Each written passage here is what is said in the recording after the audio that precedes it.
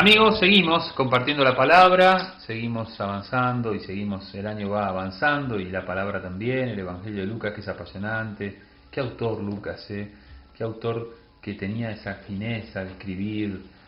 Hay grandes temas en Lucas que ustedes lo fueron viendo a lo largo de esta semana si venimos siguiendo los videos.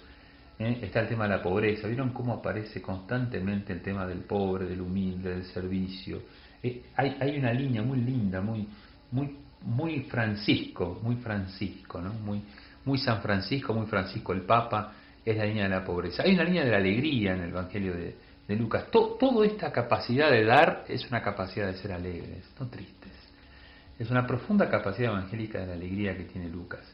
Hay un protagonismo de las mujeres, muy interesante en Lucas esto, la novedad del Evangelio de Jesús, cuando la mujer era muy relegada y no era atendida. Hay una profunda capacidad de trabajo en eso. Así que son grandes temas de Lucas, los grandes temas lucanos, diríamos así, que el Evangelio nos propone y que seguimos mirando.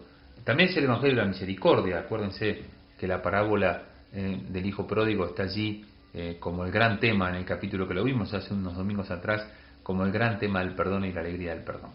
Así que bueno, vamos ahora a escuchar la palabra de este domingo con estos rasgos lucanos que pusimos, estos rasgos del Evangelio de Lucas que nos van acompañando ya cuando nos falta muy poquito para ir terminando el tiempo durante el año. Mientras se dirigía a Jerusalén, Jesús pasaba a través de Samaria y Galilea.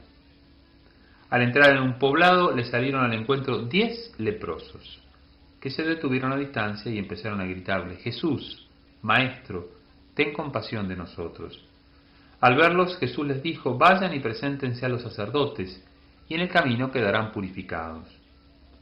Uno de ellos, al comprobar que estaba sanado, volvió atrás alabando a Dios en voz alta y se arrojó a los pies de Jesús con el rostro en tierra, dándole gracias.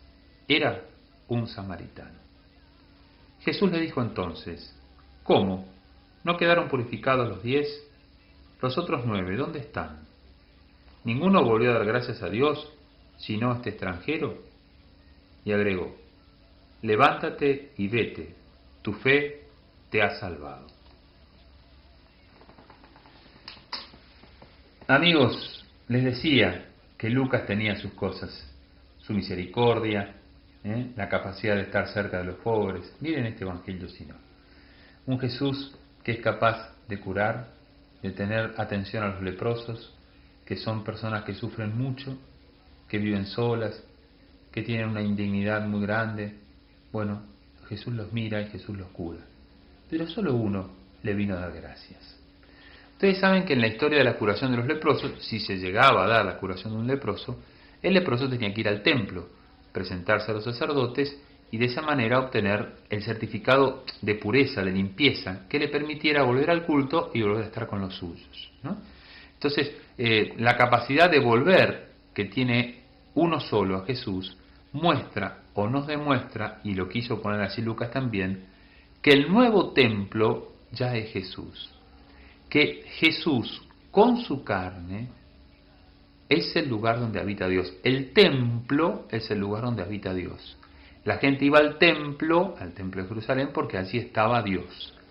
Ahora este hombre vuelve a dar gracias a Dios, que era un samaritano, por otro lado, con mucha claridad, es decir, un hombre que quizás no tenía tanto que ver con el templo de Jerusalén y por eso con más razón reconoció en Jesús el don de su gracia, la capacidad de brindarse, la capacidad de darse y de esa manera brindar la riqueza de lo que fue la curación. Pero por eso Jesús además a este le regaló algo más. Levántate y vete, tu fe te ha salvado. En este pasaje evangélico, en este acontecimiento de la vida de Jesús, la acción de gracias, el reconocimiento que hace este hombre de Jesús como templo, como dador de gracias, en definitiva como Dios, fe, acá hay fe. Quizás los otros lo vieron a Jesús como aquel que cura.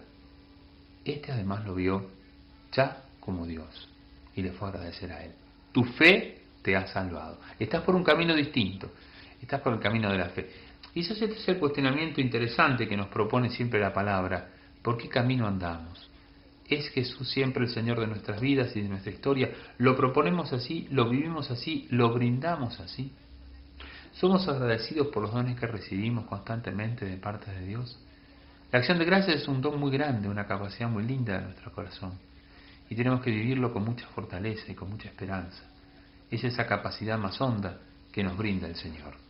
Entonces, yo creo que este Evangelio nos marca mucho el camino de la vida, nos marca mucho el sentido de nuestro caminar. Mirarlo siempre a Jesús, agradecerle sus dones, volver a Él, volver a Él. A veces vamos a Él para pedirle, pero nos cuesta volver a Él para agradecerle. Creo que acá hay algo muy lindo, porque hay una pregunta de Jesús: ¿cómo? ¿Los demás dónde están? Hay que ser agradecidos, amigos.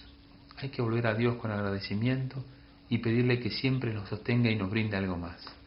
Tenía un sacerdote muy amigo que me decía: a Dios hay que darle gracias de antemano. Sí, me decía así: a Jesús dale gracias ya por lo que te va a dar. Agradecéselo antes que te lo dé. Es como que ya tenés la seguridad de que te lo va a dar. Gracias, Señor, porque me vas a dar este día. Gracias, Señor, porque me vas a brindar en esta jornada. Uy, pero después, Padre, yo lo agradecí, la cosa fue mal. A ver, ¿qué sabes? Si todo lo que fue mal no será un camino para tu bien, para tu corrección, para volver a pensar las cosas que hiciste, para recapacitar si lo harías igual de otra manera, para no endurecer tu corazón cuando otros también te comparten, para revisar tu decisión, la que tomaste, para hacer algo, porque siempre es bueno hacerlo. Entonces, gracias, Señor, porque la vida que me vas permitiendo vivir me da la capacidad de aprender muchas cosas y de sanar el corazón. La lepra que se mete en el corazón es la más complicada. Cuando el corazón se llena de lepra, esa es la dificultad. Por eso Jesús lo viene a sanar, lo viene a curar. Hace poco tuve un retiro con jóvenes, con 35 jóvenes que tuvimos acá en la dehesa ya por el mes de agosto, ¿no? Y les puse, no esta curación, sino la del leproso solo, cuando Jesús lo toca. Y los envié a los chicos a pensar y a rezar un rato largo sobre cuáles son nuestras lepras y de qué tenemos que ser curados. Ustedes no saben las cosas que después compartieron los chicos, los jóvenes en pequeños grupos, porque después me las compartieron sus coordinadores, un poco la riqueza que había ahí. ¿Cuánto hay para sacar? Y cuando uno se confronta con la palabra de Dios, cuando uno se confronta con un Jesús que cura, con un Jesús que sana, con un Jesús que quiere que estemos liberados, encontramos mucha paz y mucha alegría y ganas de ser mejores, y ganas de vivir de otra manera, y ganas de caminar de otra forma en el camino de la vida. Haga la prueba, sea agradecido. Sea agradecido a este Jesús que cura, a este Jesús que sana.